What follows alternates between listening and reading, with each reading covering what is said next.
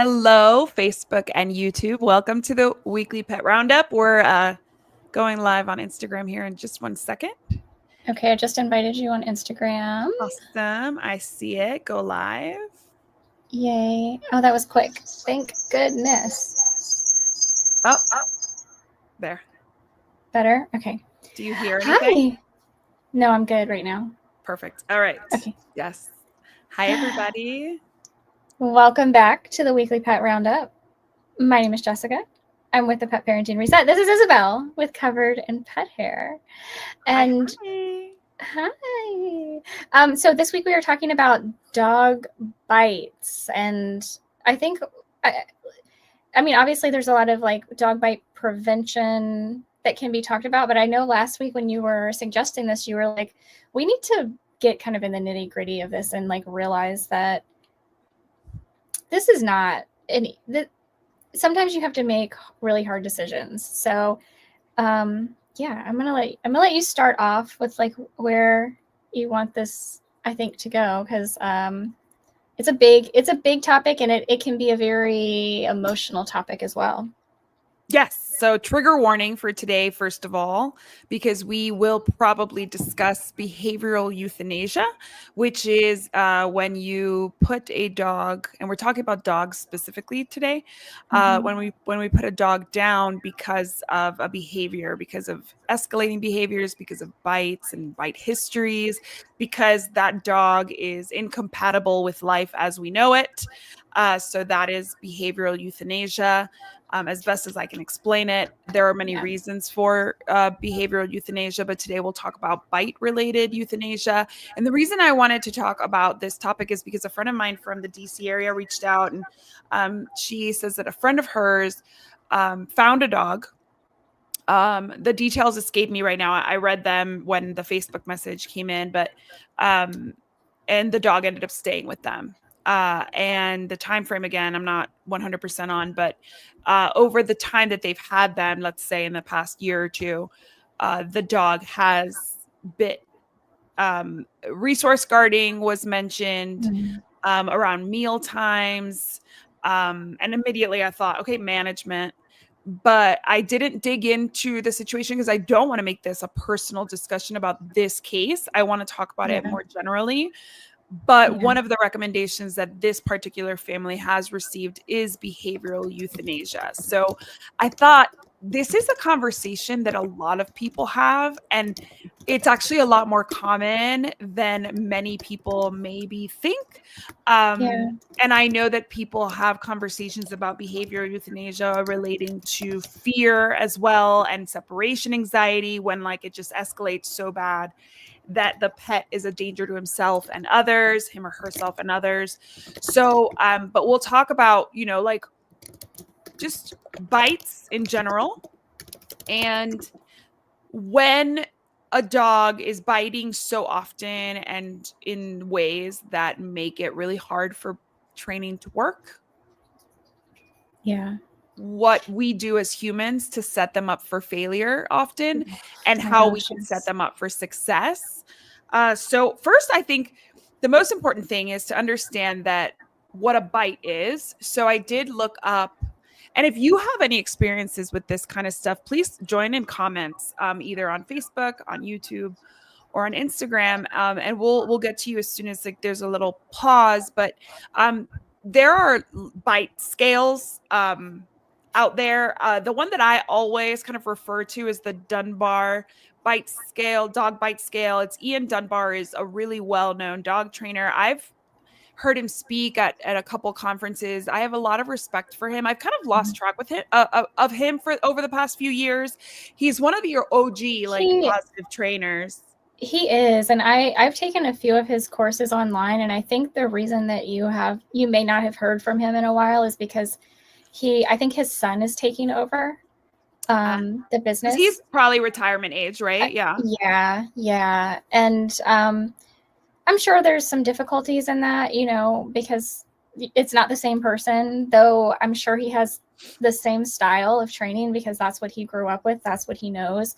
And I think I still get emails pretty regularly from them I say them because I think his father is still involved in some ways in making like not necessarily the everyday content, but like if they need to do like a YouTube video or you know, put out a course or whatever, like I think his father is still involved in that. But yeah, I think he's probably one of my favorite resources for dog training. Absolutely. Same. So he and one would think that this would be kind of well known, but I know for a fact most pet parents don't know about the Dunbar bite scale. I know that professional pet sitters may not even know about it. Some of the newer ones, I know the ones who've had a lot of studying and done a lot of education in the industry do, but it is something that I feel like people don't know about. And I think it's so important that every single pet parent know about this scale,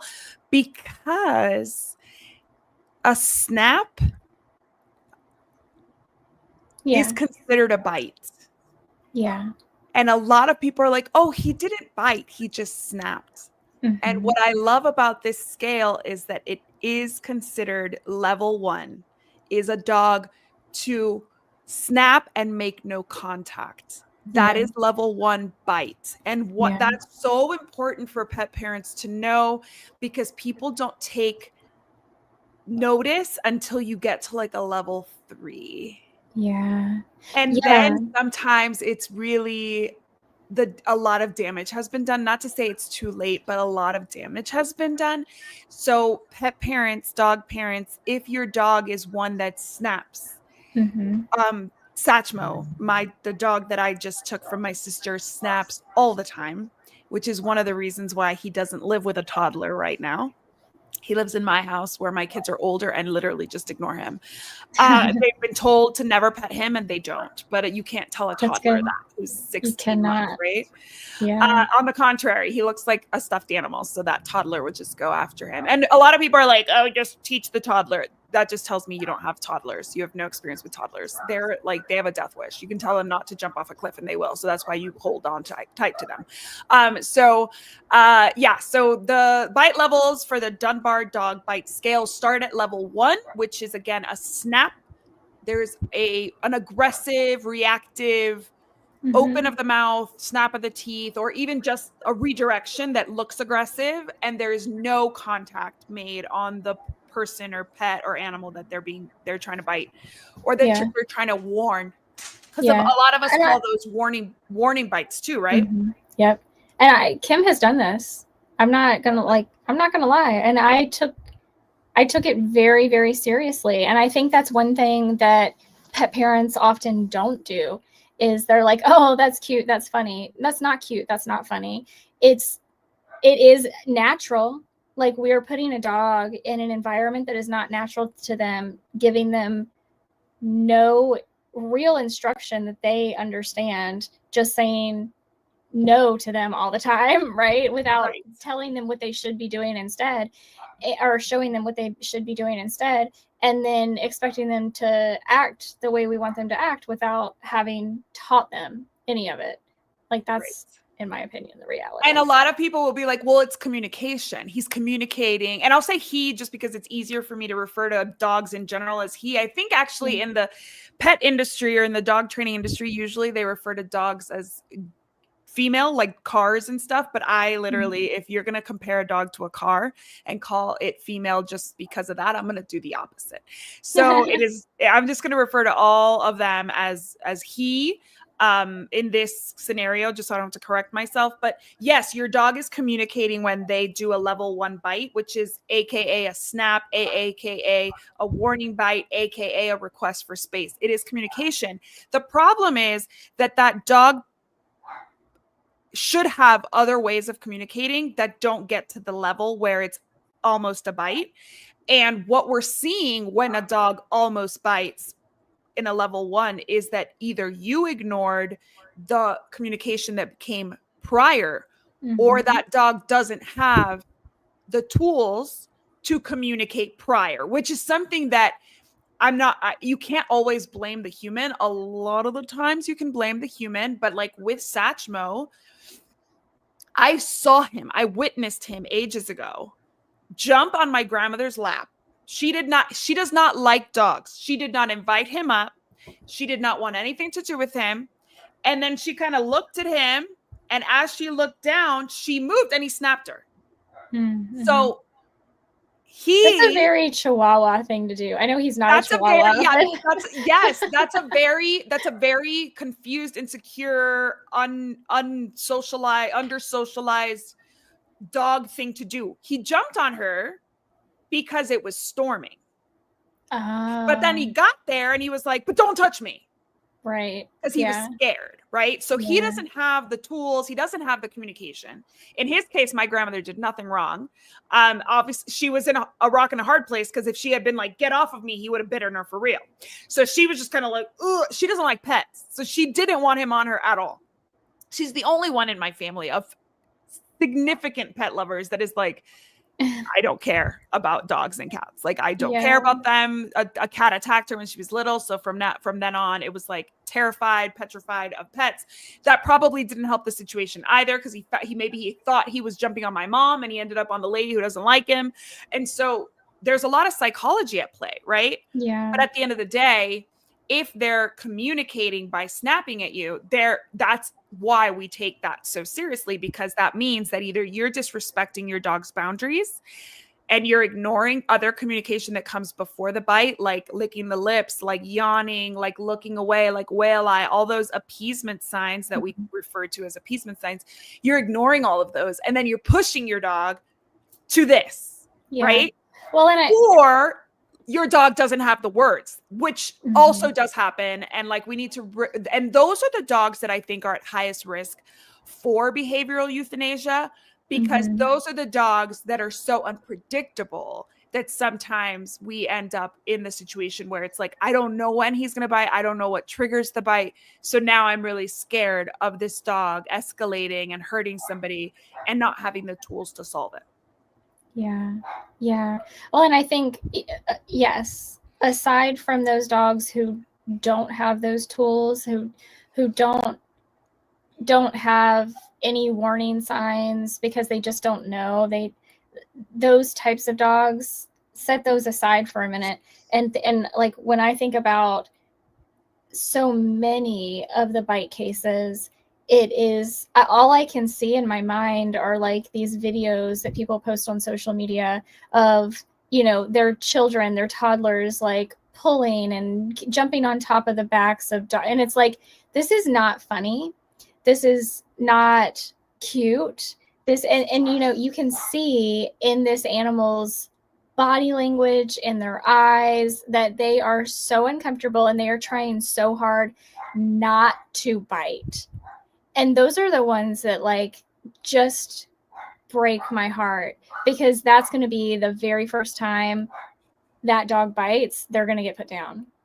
Well, that happened to me with a friend. Friends were over ages ago with their toddler, and my dog Socks had a bite history, and we had never seen her bite anybody, but she bit like a neighbor because the mailman was coming and the dog walker had her on too far thing. And it was like that perfect storm. And the lady was too close and she like snapped, and she did a level 3, a single bite with a shallow wound. It was a tiny little nick, but it was still a level 3. We're not going to make excuses for her.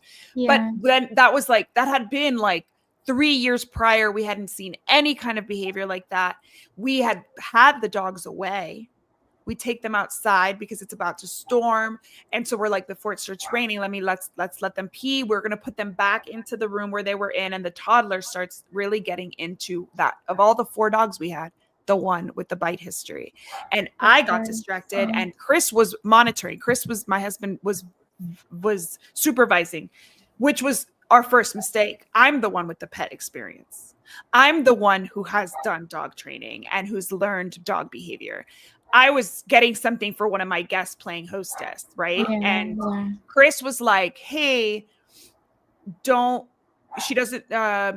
Socks doesn't like, she's scared of strangers or something. And the mom was very chill about the situation. And Socks actually we have cameras in our home just because we had 2 dogs that didn't super get along. So we always wanted to see, like, if something happened, we want to be able to replay it. they were crated separately when we weren't there. It's usually what happened was when we were there was like a scuffle and we wanted to see what happened. So we had cameras. And when I watched the camera over, I saw how Socks was walking away from the child, but the child kept following her. Mm-hmm. And then you hear the mom saying, don't climb the dog. So she saw that he was about to kind of climb the dog. Mm-hmm. Yeah. And you see my dog tense up and go, and in this case, thank God, it was a level 2 where the teeth made contact but did not break the skin. She was a 65-pound dog and he was a toddler. If she wanted to hurt him, she absolutely 100% would have hurt him. Yeah.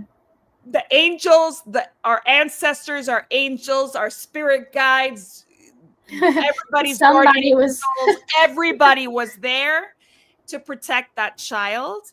But I was told it was unprovoked until I saw the video. And I said, it's not unprovoked. She's walking away and the child is following her. And so is the mom, who she doesn't know. So even though for the mom, it was like, I'm supervising my kid. Now it's 2 strangers, not just one, right? So like, it's mom was completely right to be right there guiding the child, but the dog is like 2 strangers. And Chris was there, but he was kind of behind them. So in Socks's mind, he wasn't there to reinforce anything or protect her because she was too far away. He was between these 2 threats. In her mind, they were threats. And this is a dog that had been trained with shock choke prong collars, a dog with a ton of stranger danger. And so in her mind, it was 1000% provoked. In my husband's mind, and what obviously the toddler, it's not his fault in any way. Like we should never have set him up in that way, or her. Really, it's a adult human failure. And obviously the mom was way too cool with like, don't climb the dog. Like if I'm super paranoid about dog-kid relations, so I'd be like, how dare you even get near the dog? Walk away now, right? Like if I have to tell you not to climb a dog, you're way in the dog space. Yeah. Completely. So like everybody kind of like dropped the ball, myself included, and the kid got bit. And everybody who did not know dog behavior said it was unprovoked. When I watched it back and I sent it to a friend of mine and my then business partner who had just gone through like Karen Pryor and Victoria Stilwell's training, and she was like, unprovoked. And she was, and you know, because she knew Socks, my former business partner, and she said, I'm so proud of Socks. Did you see her walking away? Did you see her be like, I don't like this, I'm gonna walk into the other room? And it was so funny because yes, somebody with that experience and that knowledge sees that the dog tried to avoid it and the human set her up for failure, right? Yeah. And the same thing happened with Noah and Socks. A few years later, she was resource guarding me. I said to Chris, this is getting tense. I could see her. And by the time Chris made his way over, she snapped at Noah. And that's when I actually had to consider behavioral euthanasia for Socks, which she had gotten to a level 2 once. And we're going to go into, it goes to level 6, guys. And I even had to consider behavioral euthanasia with this dog. I thankfully did not have to make that decision because we managed it really beautifully. And then one day she just got sick and died of unrelated things. She was older, so we did not have to face that. But she only got to a level 2, which is teeth make contact, but do not break the skin with my son. But after that was the second level 2 with a toddler, and I had a toddler and I was pregnant with my second. It was very, very concerning, right? Concerning that this dog is incompatible with toddlers, but I'm the most experienced pet owner she could probably have, right? Like, where else does she go from my house? Right. Like, yeah. Other than somebody without kids, but then no, because she still had a bite history. So who was going to take her, right? So she had years before bitten the neighbor because the mailman, blah, blah, blah. So who was going to take her with like now 2 level 2 bites and 1 level 3 bite? Nobody. Like, so it was one of those situations where you run out of choices. So level 3, again, is a single bite with shallow wounds. And that's what this, and like the person that Socks bit, who was a neighbor, we didn't know them, but like obviously the dog walker gave the information, because once there's any kind of puncture, you need to get like the rabies certificates and all that. So all that was done, and we paid like her copay. She went to like urgent care, they cleaned it out, and it was like a non-issue. It was like $35 or something. It was not a big deal. But it did, obviously it becomes, the second that there is any kind of puncture, any kind of wound, it becomes an issue with animal control, rabies certifications, or certificates, making sure. That's why Socks, like, even though I wanted to titer test her, I always got her vaccinated, because I couldn't risk that she would not have that certificate, because she had a bite history. And I knew that dogs with a bite history tend to bite again. And if she had a rabies certificate, she could quarantine at the house. If she didn't, she could end up somewhere else quarantining, or they could force us to euthanize if there was enough of these incidents. So I really was very scared to vaccinate her every 3 years, but I had to, for her sake. That's the only dog I've ever had where I was like, I have to do this every 3 years. And then level 4 is a single bite with deep wounds. And obviously that's like either one puncture, or like, the whole, both canines, or something like that goes in pretty deep. Level 5 is multiple bites with deep wounds. They went in once and they went back, and they went back, and they went back. And then level 6 is obviously the death of the victim and or flesh consumed. And like we refer to those as maulings. Level 6 is a mauling. Yeah. Ugh. I couldn't imagine. I mean, I understand it happens, the but trauma of that, for everybody involved. I have a friend who, she was mauled by a dog. She was a professional pet sitter for longer than I was, and then she's never been able to take care of dogs again. I would imagine. It's just such a fear. She recognizes where she went wrong, but still, like, it's just too scary, right? Like, her faith in knowing how to prevent it went, like, she lost faith in herself, knowing how to prevent it, right? And so she felt until that incident that she was prepared with her education, her experience, to manage, or to kind of, and she says that she could have died. She got a level 5. Thankfully he never got her down on the ground, but in her mind, if he had succeeded in pushing her down to the ground, he would have gotten to a level 6. Oh my goodness. And the thing about pet sitters, dog walkers, is that you're alone in the house. So there's nobody else to help you. Right. So like, that's really when these level 5s and 6s happen, is when you're alone, or like, or you're walking in your neighborhood and a dog attacks and you don't have anybody near you to help you. It's you and your dog. And again, bite levels are just bite levels. It doesn't mean against a human. It could be against another dog, and it could be another animal like a cat. We kind of take it less seriously, I feel like, if a dog bites a cat, because it's like, if they're like out in the wild versus obviously in your home, very different, because then where was the management, where was the intro? But like, I feel like if a dog bites another dog at a dog park, it's a lot more severe than a dog gets off leash and like chases a cat and like catches it, right? Like, very different situations, scenarios. And so, but a bite level just refers to a bite, no matter who's on the receiving end of it. Yeah, and I've definitely heard of people having dogs and cats in the same house, and the dogs killing the cats. Yes. That's a thing, and I can understand how traumatic that would be as well. And that, even though that is, especially for some dogs, I actually worked with a couple many years ago who fortunately did not have cats in the house, but would go crazy on a walk if it came across a cat. And it was a big dog, and it was a mixed breed dog. And as soon as I got there, I could see, I was like, I realized this is a mixed breed dog. but you could see the ridgeback on this dog. And I'm like, well, you have Yeah. a mix with a Rhodesian Ridgeback, and these dogs were bred to hunt lions. And so this is another reason why I am, even though it seems silly and frivolous to get DNA tests on dogs, like, you know, I actually really, really like them Same. because it can give you a lot of insight into even if it's a bunch of different breeds, like what were those breeds bred for?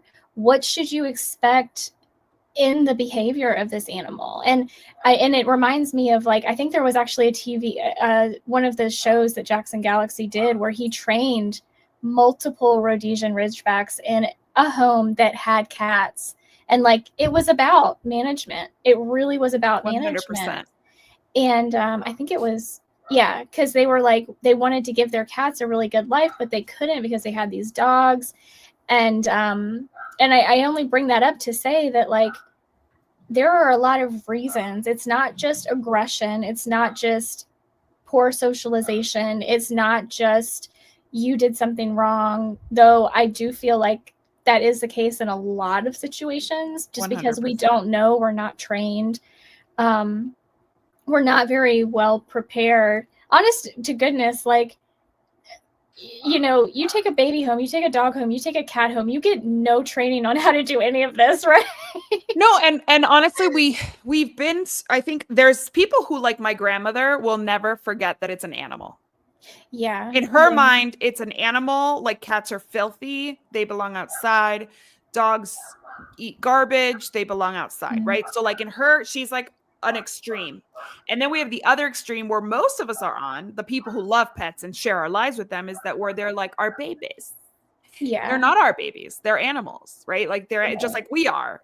And when the second we start accepting that they're animals and are different species of animal than we are, the better equipped we are to handle things. But when we are like, we are that cloud, that those pink colored, those rose colored sunglasses on, where they're like our sweet little babies, they're Yeah. not our sweet little babies. Like, they have huge canines that were designed to like tear flesh. And that's for both cats and dogs. And the bigger the dog, the bigger the bite, right? So like, the reason why more big dog bites fall on the bigger dogs is because they have the bigger mouths The and the bigger power. jaws, and Yeah. they make more of a dent. If we were to just analyze all the Chihuahua bites, they Oh would my top gosh. the list of biters, right?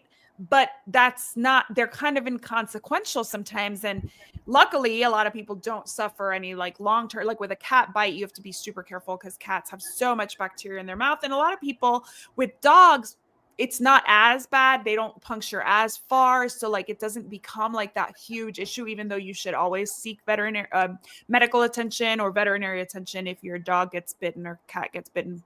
But we're more scared of cat bites than we are of Chihuahua bites, even though they're about the same size.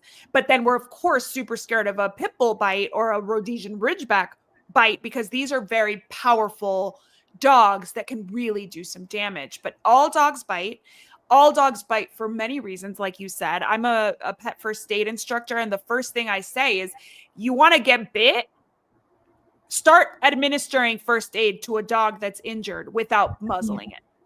Like, Yeah. you want to get bit? That's a really good way to get bit, because one of the biggest things we do is teach how to use like a leash or something as a muzzle to wrap it around the mouth and do this and do that. Or we set, like in my classes, I would sell these little, just like long felt things that you could keep in your first aid kit. Like, if you're hiking with your dog and your dog gets something, some kind of puncture or something, you don't go in and start bandaging your dog or putting some kind of antiseptic on that wound unless that dog is muzzled, because the dog that is moved into pain or is in pain will bite you. Absolutely. And that is just one of the million reasons why a dog will bite you. And that brings up a good point, because you may not even know your dog is in pain. Truth. Meaning they could be older and experiencing arthritis. They could have twisted their leg and you don't know it. Like, there are a lot of reasons. They could have something internally going on that you don't, they could have cancer and you don't know it. You know what I mean? Correct. Like, There Yeah. are so many reasons why a dog could be in pain, and you don't even know that Correct. they're And in like pain. that's why I think people do see more bites as their dogs age, because they Yeah. start as like little warnings and then they escalate, not only because we continue to ignore them, but also because as they get older, their tolerance gets smaller. Yes, absolutely. Right? Like, and they're not, now it's, I have less tolerance. I have more fear around my Mhm. pain or around my just like knowing that I'm not as agile as I used to be. I have maybe cognitive decline where I don't remember how to manage this situation. So like all of it just compounds, and now we see these old dogs biting, and the first thing I would say, if your dog is old and biting, go to the vet. Immediately go to the vet. Tell Yeah. your vet Yeah. I was touching him here and he bit me. Like the only time that Noah, Titan and Noah, I always confuse them. Titan, my first love, the love of my life, the reason that I'm in this industry, Titan. The only time he ever snapped at me, again, level 1, I'm going to call it a snap, but it's a bite, was when I was like touching his paw or something. And I didn't cut his nails because I knew he was super, but I think I went to like see if they had like cut it too short or something. And he kind of like was like, whoa, whoa, whoa, don't touch it. And I hadn't even touched Yeah. it yet, but it was like, don't touch it. And he had never done that to me. Right. But now he was 15 years old. So now Yeah. there were a lot more layers, a lot more reasons to defend himself than there were maybe when I did the exact same thing and he was 5. Right. Yeah, So we have to absolutely. remember that, like, and then people get really, they take it personally. I did not take that personally at all. Like, it did not mean to me that Titan didn't love me anymore. It Yeah. didn't mean like it didn't mean that he's a jerk. A lot of people put like a lot of human emotions around dog bites. What they Mhm. are is a communication, and it's Mhm. something we need to pay attention to, but it's not personal. Unless we know, we can recognize like I did something wrong. I put my dog in a bad situation, and then it's a moment of self-awareness that you need, but it's not something you take personally. It's like, oh, my dog didn't like that and I need to respect that. Yeah. But a lot of times I find that after multiple bites, people start resenting the dog, which Yeah. does not help the situation No. at all. No. No. And again, it's the psychology of humans and not understanding, not I think that's not understanding like what's going on with your dog, and just thinking that very similarly to like how so many people think of like cats going outside of a litter box as being um like they're upset about something, they're trying to get back at you. You're like, no, that's not what's happening at all. But I think that's very similar with dog behaviors that people don't understand, and so they're like, well, there's a problem, they're being mean, they don't like me, they're angry about something. Well, yeah, they may actually be angry about something, but they're really trying to communicate with you in the best way they know how, and they just may not know a better way to get that across to you. And like you said, the older they get, the less tolerance they have. Same Yeah. with cats. Same And with I mean, humans. Same with well, humans. yes, I'm telling you, yes. I go to an assisted living community twice a week because my grandmother's in assisted living, and old people do not hold their tongues. They're constantly fighting somebody about something. Their tolerance levels are low. They have to have things very routine. They have to have things the way they want it. So this is not just our pets. This is just an aging thing, right? It's part of aging in any species, is where we become less adaptable as we age. We become less inhibited as we age, and we often have less control of our reactions and our emotions as we age. Yeah. My grandmother is like so sad all the time, whereas in the same situation 20 years ago, she might have made the best of it, right? So like it's one of those things Yeah. where like she really struggles, and I've seen couples hit each other at assisted living, where I guarantee you they may have had a toxic marriage, but they weren't like on a random day just slapping each other with a purse, right? So like, Wow. Yeah. people expect so much of pets when we're seeing it in humans, where they can't control their emotions. And if you've ever had like an aging parent or relative, you see that they start like cursing, where you may have never seen them cursing your whole life. They start, being aggressive, where they might have been the happiest person on the planet. And that's usually because of cognitive decline, some kind of neurological situation, which we can actually notice in humans, because there are changes to their behavior and to their vocabulary, and they can tell you, I don't remember that, or I can. Our pets can't tell us what they can and cannot remember. Yeah. So like now we're just guessing. And that's why the older the pet gets, the less I want them around children. Yep. Especially if they've never had children. An old dog does not care about your cute new baby or toddler. They don't. They don't care. They don't want to be besties with it. They don't want to take pictures with it. They don't want to lay in the same bed with it. They don't want anything to do with it. If your dog is the super duper exception, I'm sorry, I'd rather you not know it. I'd rather you protect your child to the point where you are like militant around your dog and children, especially if the older they get. Titan was, I think, 12 when Noah was born, maybe 11. And I can tell you it ruined his life. He was like, what have you done? What are you doing?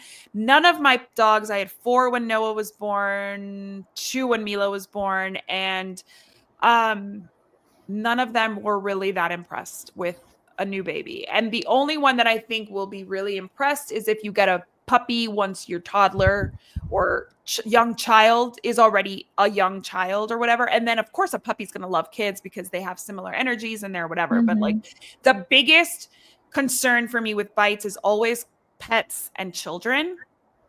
Yeah. And it's always the younger the child, the bigger the bite, even if it's a small dog. Like I remember there was a Jack Russell that mauled a baby to,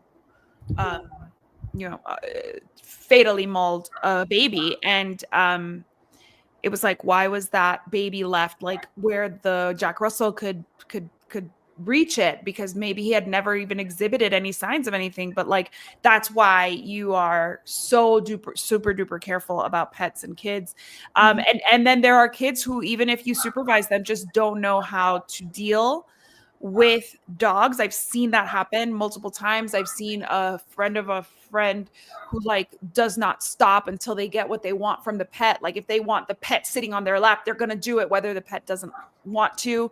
And if your kid is still 12 years old doing that, your kid has no business being around a pet. And if you're that way as an adult, then you have some really big waking up to do. Like the pets aren't these pets, our pets, our dogs are not in our life to do everything that we want them to do. And the more we push them, the more we're going to see bites. And if you see your dog is biting, you have to know why they bit. And like with kids, a lot of it is the resource guarding. You let your toddler crawl around and then they go in the dog crate.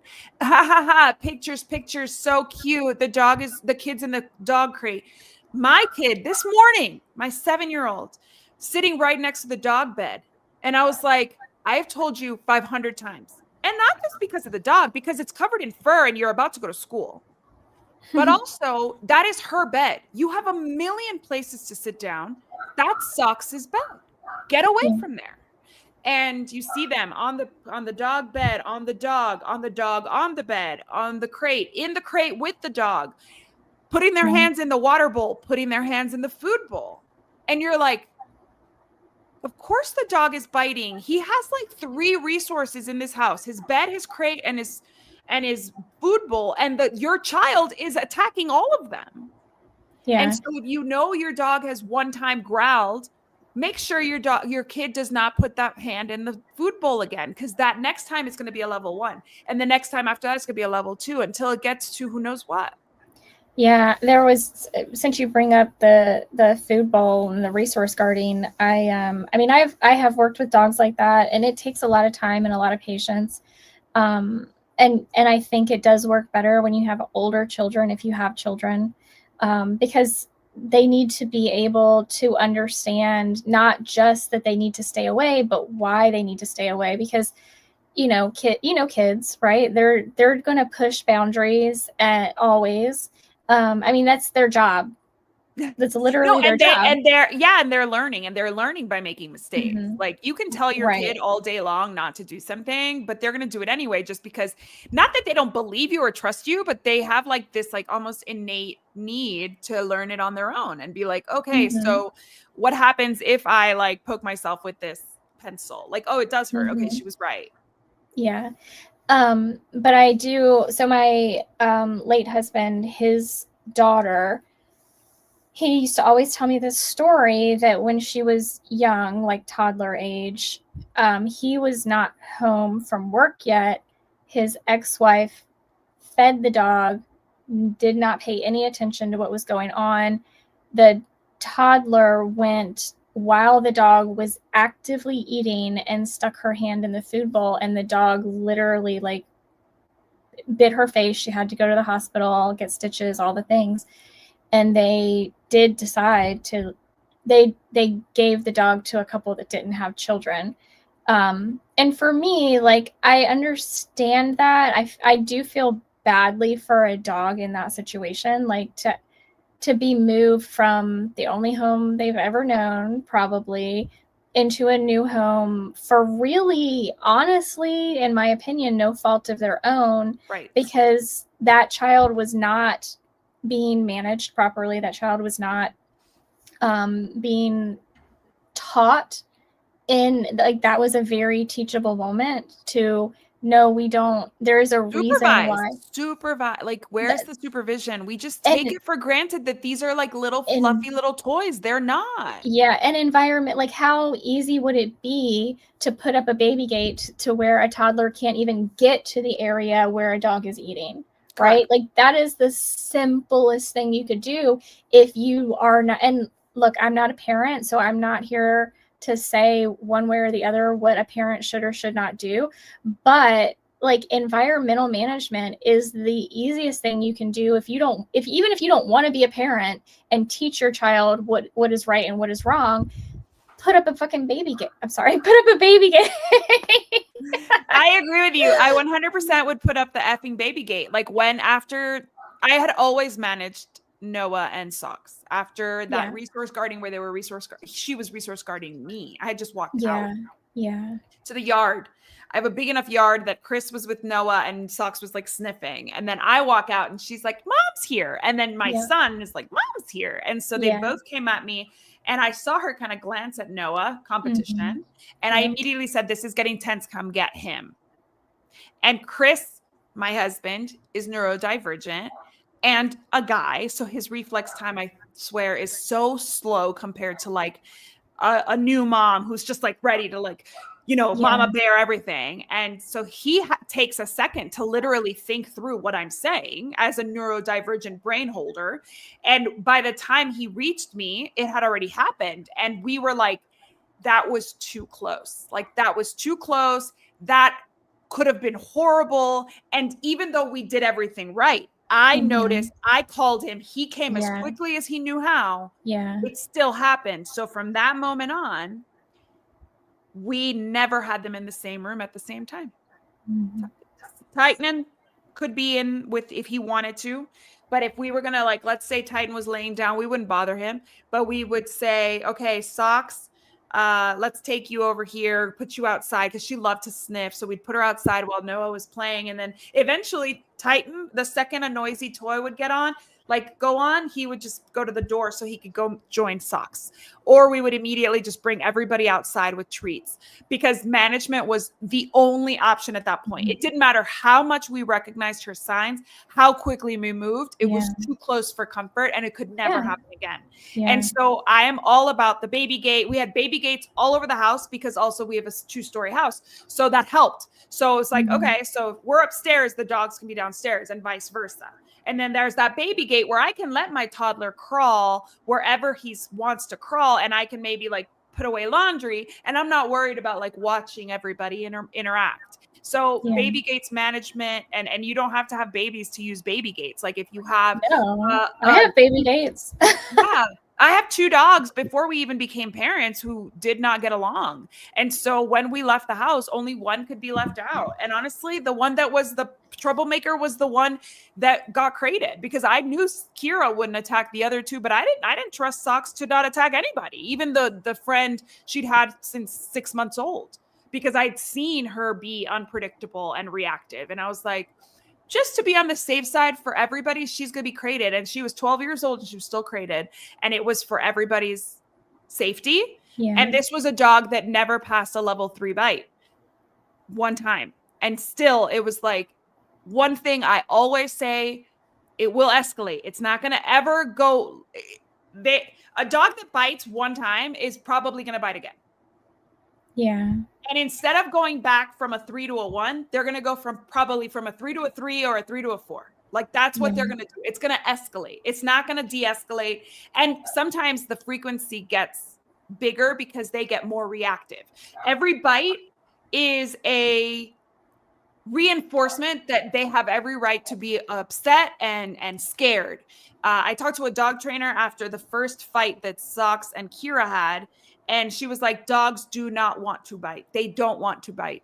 They never want to bite, because a bite is an invitation for a fight, and they don't know if they can win that fight. So no dog goes in looking for a fight. They know they're better off peaceful. That's a healthy dog with a healthy survival instinct is not going to bite willy-nilly. They're going in for a bite because they feel threatened, and because they feel like if they don't engage, they're going to get mauled themselves, right? Or they're going to get hurt themselves. And I think it would I think it's important to acknowledge that yes, there are horrible people out there who yes do train dogs to fight, and yes, a lot of these dogs can be rehabilitated. Not all of them, but a lot of them can be rehabilitated and do wind up in loving homes.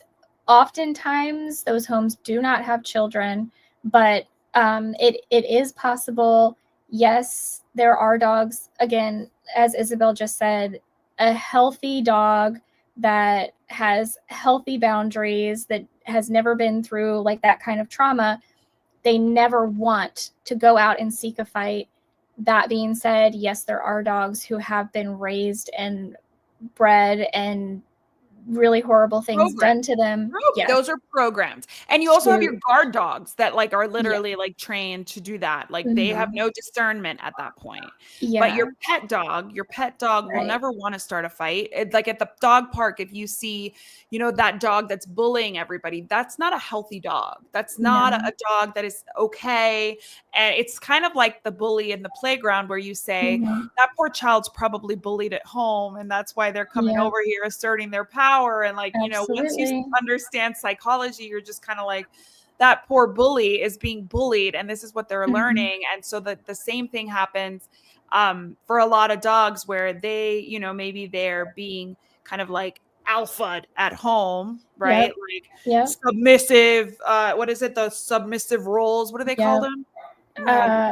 Alpha role, the alpha role, where they alpha roll them and like pin them down to like show them who's boss. Like if that's why we are so against all of these like force forward or forceful types of training, because what you do is you're teaching that that's the norm, and that if they're going to go interact with another dog, that's what they're going to do to them. So it's very dangerous to like set those tones. But we have 10 minutes left, and like we've talked about management. We've talked about obviously dog training. Dog training is so important for if you notice a dog bite. And muzzle training can be. Yes. And going to a dog trainer who is positive reinforcement based. I know that there are people out there who will tell you some dogs need force. I am completely in disagreement of that. And I think that the dogs that need the least amount of force are the ones that are biting. Like, please let's not give them any more reason to be scared of the world in which they live, to distrust humans. I think you and I are always in agreement on that. Like, we are not trying to beat bites out of the dog. Like that, does that sound like ridiculous, or does that sound ridiculous? Like I can't beat my child into being kind. That is insane. So that's the same thing. And then a good dog trainer who is positive reinforcement based, the first thing they're going to do is muzzle train. That's the first.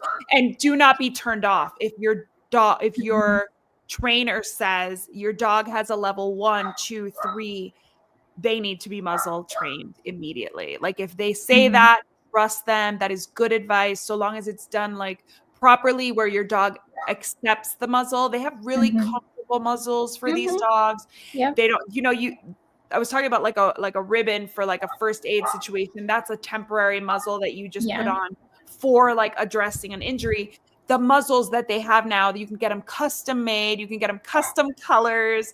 I mean, there's like a bunch of, you can buy them just as is for $20, and it's like a cage muzzle that's very comfortable and breathable. They can still open their mouths, just nobody's gonna get hurt. And it's really good too for the dog that like thinks a walk is a buffet.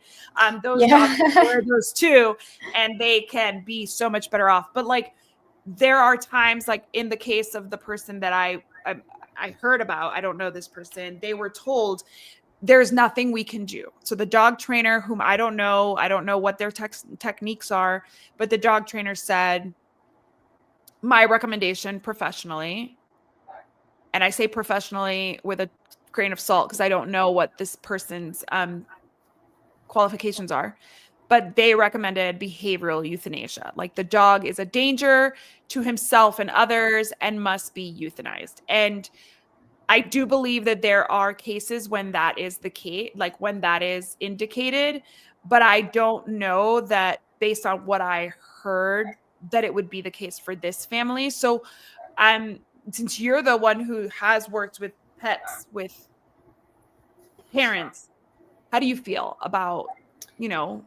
having to make that recommendation? Yeah, I mean, I personally have never been in a situation where I felt I had to make that recommendation, and I'm very grateful for that.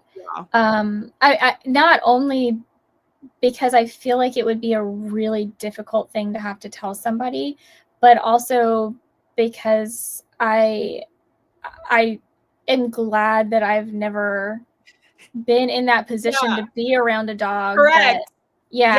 It's a dangerous dog to work with. Yeah, absolutely. But I can understand, like I have such a soft heart that I feel like it would take a lot for me to get there. But at the same time, I do agree that if a dog's quality of life is suffering, if there's no way that you're going to be able to give them a good quality of life, that there isn't anyone that can give them a good quality of life, that it's an option. And like it would be better, I think, to humanely let them go than for them to live in a cage their entire lives, or for you to be scared in your home for however long that dog is alive, like that, or for you to potentially put another family at risk. Because I mean, I think we both agree, and we've talked about this, where rehoming is a really great option. Like you have, like Satchmo was rehomed back to me. I rescued him in Louisiana. He moved in with my sister in Spain. My sister recently had a child, and he moved back in with me. But the reason I took him is because she couldn't safely give him to anybody else. Like who was going to take him that would have as much experience with him, that he already has like an established relationship with, that wouldn't put him over threshold? Because you're talking about a dog that's super attached to my sister, who's been with her for 8 years and whose life was uprooted by a child screaming every day, right? Because like babies cry so much and it's so stressful for pets. Even the most chill pets, like, oh, again. And so you're talking about then taking that dog who's in a different country now, because my sister moved all of them to the US for a while during her maternity leave. What do you just like hand him over to some stranger and be like, good luck? Because now that stranger might get bit and that dog might get put down. So when she started talking about like, I don't think he's compatible with my toddler, which I completely agreed. And I said before the toddler even got here, but then I met the toddler and I was like, this is not going to work. I said she was like, I might have to rehome him. And I looked at her and I was like, to whom? Yeah. Who are you going to give this potentially dangerous dog to? Right. The only person is me. And if it doesn't work out with my kids, Yeah. you're going to need to know that there may not be anywhere else for him to go. Yeah. Like Yeah. that was the conversation we had, because it Yeah. has to be the right family, Mm-hmm. maybe with or without kids, right? Because like even, I mean, obviously we don't want kids to be mauled, but we also don't want like young professionals to be mauled either. Like we don't want Mm-hmm. like retirees to be mauled. Like all the people who don't have like growing kids, those demographics, we don't want them to be hurt either. We don't want neighbors to get hurt. We don't want lawsuits. You know, you could lose your house your whole life if your dog mauls somebody. Like you can get sued to the point where you have nothing left. I mean, it's a huge risk to have a dog that bites like that. So like if it is not possible to safely rehome the pet, like finding a house without kids, like that's pretty simple to do. I mean, like one day my kids will move out and I could potentially take like a dangerous dog, quote unquote, and that's a spectrum, right? Like depending on how dangerous, because I think I consider Satchmo a little dangerous dog. Like I think he's a little bit of a dangerous dog, mostly because he's unpredictable. Yeah. But if there's no other family, like with Socks, I called my ex. I've shared this in the past that Socks and Titan I got in a previous relationship and we shared custody of them. And when Socks bit Noah back before, I think I was pregnant with Mila. I remember having the conversation, calling my ex and being like, Socks just bit my child. Like we had been in touch, so he knew that I had had a child, and we really just like updated each other on. I updated him on the pets because they were with me now, and so he knew I had a child, and he was like, I can't take her as much as I would love to because he adored her. I have a dog with what's that condition where they throw up their food? Oh, the like megasophagus. Yes, megasophagus. It was a female. Socks did not jive with other females. She had like very severe situation where she had to like wear some contraption. It was a big deal. So he was like, I would love to take her, but like I'm not doing that to my current dog, right? Yeah. Totally understandable. We both said like if anything changes, let me know. And so like my other choice was management. And so we did it beautifully. It worked out great. But like if she had done something like a level 4, level 3, I would have immediately had to make a decision because there was nobody else who could take Socks. Thankfully I didn't have to. But like I think that the level of the bite matters. I think your resources matter. Like if you live in a big city and you have a ton of support and a ton of training and a ton of trainers and you have really great veterinary behaviorist that you can work with. I mean, there are only like 100 in the country, but a lot of them do virtual now. But like back in that day, that wasn't really an option. So I was really like between a rock and a hard place. So yeah, like I immediately considered behavioral euthanasia. She was 11, 12, and she had a bite history and I couldn't find any place to rehome her to. And I said, let's try management. And if something happens, like we are going to need to make some really hard choices. Thankfully for us, that did not pan out. But I have a client who had to behaviorally euthanize her dog because she had a traumatic incident. And since that traumatic incident, she got pinned under a car and she just became completely reactive to everything. She just got so scared. I don't know that they tried like an SSRI for the dog. That would have been my recommendation to start with. Like, let's get her fight or flight down. Let's get her cortisol down. Let's figure out a way to bring her down and then manage. But she had to say goodbye because she was like, I don't trust this dog anymore. She's constantly biting me. And she was also older, right? So she was like, I think that dog was like at 12. And she was like, there could be something else happening. And like, now I'm scared of her. I'm scared of my own dog. And like, I can't rehome her. And I so know, it was that's such a hard place to be. it was a really hard thing to do, I think. But when it gets harder is even when they're young. When they're young, that's when it gets really, really hard, Because because that's they when have you're this like, huge amount of life in front of them that needs, like, this huge amount of time that you need management, and you don't know like how much management is it going to get like worse as they get old. Like, and of course it probably, not always, but probably is. And if yeah, you don't that's educate yourself, it will get worse. If you continue to allow your dog to experience triggers, it will get worse. If you stack triggers, like with socks, it was like the stranger and the mail truck and the this all at the same time. It was trigger stacking. That's why she bit. I mean, and I had told the dog walker she needs to be on a super short leash. I mean, she was on a 6-foot leash, but like I would shorten it to like 2 feet from me. She was always right there. And She did not get any give, and he gave her too yeah, much give, and he didn't believe me, right? Like a lot of people don't take the warning seriously enough, and so a lot of people think I'm like super overprotective and like, you know, doomsday, but I am that way because I've seen it. I've seen the yeah. results of taking risk, and I don't like to take risks And with other dogs. and just this popped in my head, so I want to mention it. I know we're already over time, but this is another reason why you have to do your research when you are choosing a dog trainer. And in my opinion, and in Isabel's opinion, you do want a positive reinforcement dog trainer, because there are dog trainers out there that may call themselves balanced or whatever, and they will use methods like flooding that will, at some point, the dog will freeze, and they will take that and say, look, your dog's not reacting anymore.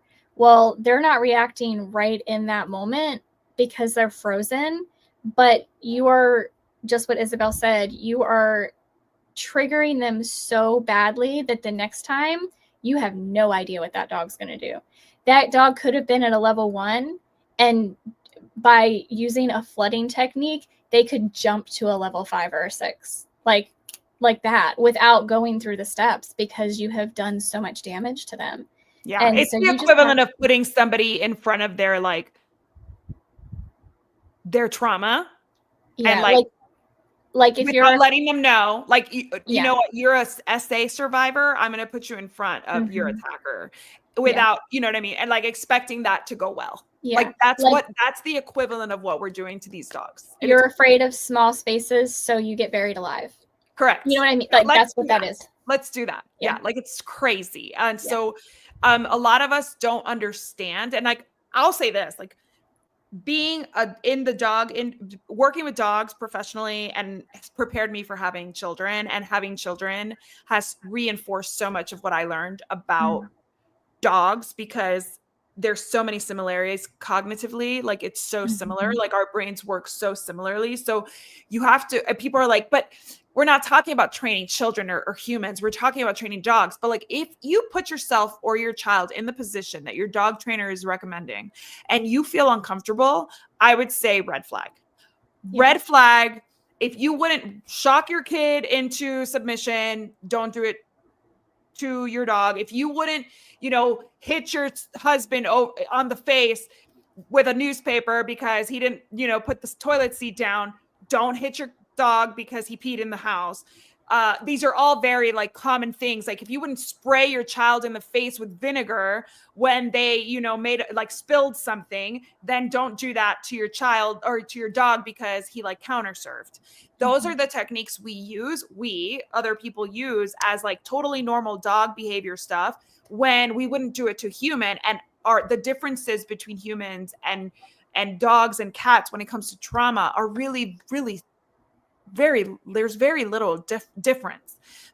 Dogs do a little bit better about recovering, but if they're being exposed to the same trauma and trigger all the time, being hit, being shocked, the dog in the back is like threatening them through the fence, like if we keep just like exposing them to the same trigger over and over again, they're not going to forget it anymore. Like, it's not going to be like, dogs live in the moment. No, that dog lives in fear of going outside. That dog lives in fear of being hit. That dog associates peeing with being hit. So now the dog doesn't want to pee ever and is making themselves sick. Right? Like, there's so much that we do to dogs that we would go to jail for doing to our kids, or be like, CPS would show up knocking on our doors. So if a dog trainer makes recommendations, even as desperate as you are, because if you have a dog that you are, deciding whether or not they can live in this world, you might be desperate enough to try anything. But I would say, and I know that there's probably research to back me up. I can't cite any of it at this moment, but I would say that if you were to try the aggressive methods, you probably end up euthanizing. Like, you will probably go ahead and euthanize.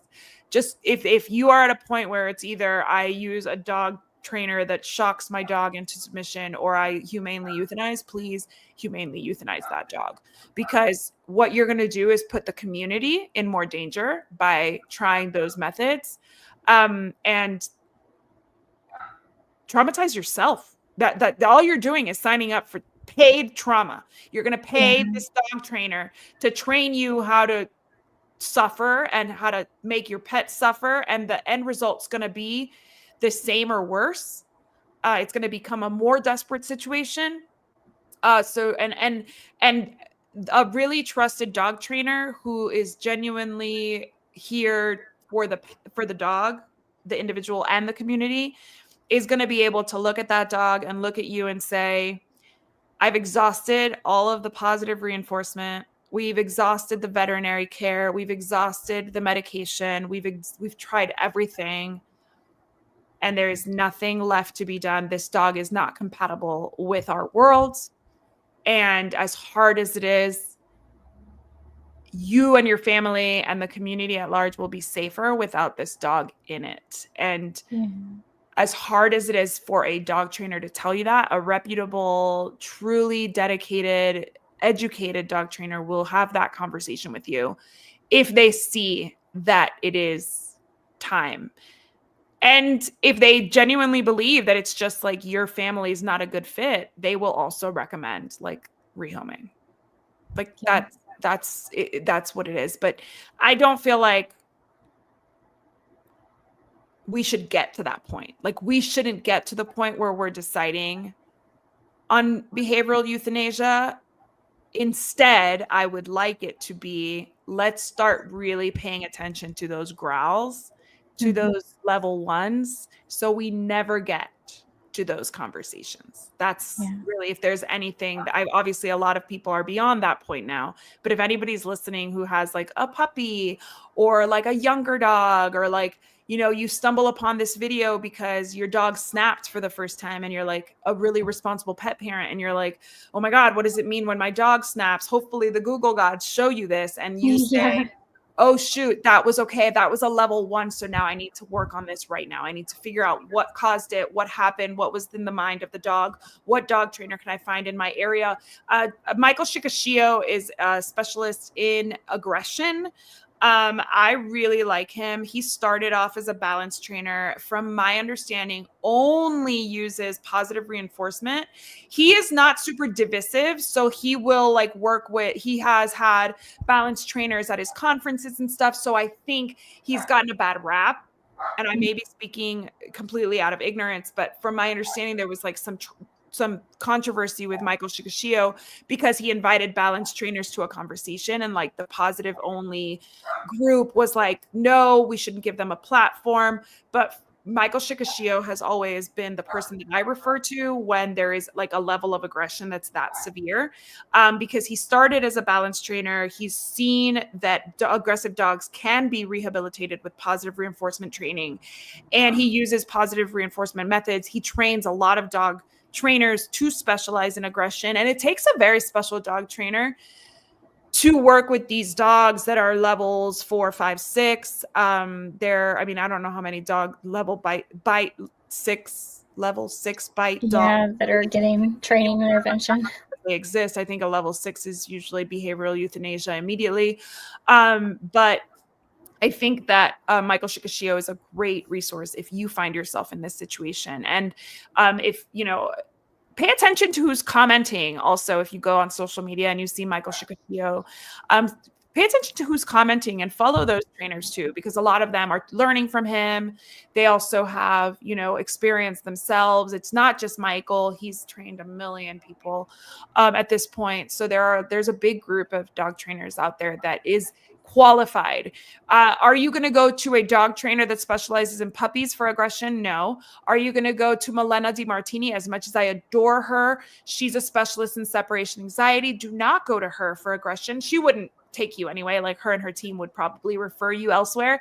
But just find a dog trainer that's positive reinforcement based, but also specializes in aggression. Because if you're really deciding between life and death, you need to bring out like the big guns, which is not just like any dog trainer. Yeah, absolutely. I agree. And we are so over time, but that's okay. I think we're going to kind of continue this conversation next week with a Texas A&M veterinary medical and biomedical sciences article, study showing that more than 99% of U.S. dogs have behavior problems. And we're going to talk about that next week. And if you have a dog and your dog has a behavior problem, we'll probably be talking about it. So yeah, I haven't read the article yet. Does it talk about what the behavior problems are, like the top ones, or? Yeah, it's the top categories are aggression, separation and attachment behaviors, and then fear and anxiety behaviors. All of which can lead to bites. And, so yes. And they gathered all of this information from the Dog Aging Project. So if anybody is familiar with like Rodney Habib and Dr. Karen Becker, they pull a lot of information from the Dog Aging Project. So I think that's a really, they have a pretty good database of information on dogs. And I think this is going to be something cool to. It's a well-researched piece. Yes, absolutely. Yeah. Well, thank you guys for joining us. If you have any follow-up questions and or comments, concerns, referrals, like you've had a really great success with a dog trainer that helped you with aggression cases, please tag them. Let's keep the comments kind. You don't have to agree with us, but you also don't have to argue with us. So just be kind. I know dog training people get very sensitive. People get very reactive. So let's keep the reactivity to a minimum. And if you're just mean, we're going to delete what you say. All right. Thank you, guys. Yeah, thank you. We'll see you next week. Bye.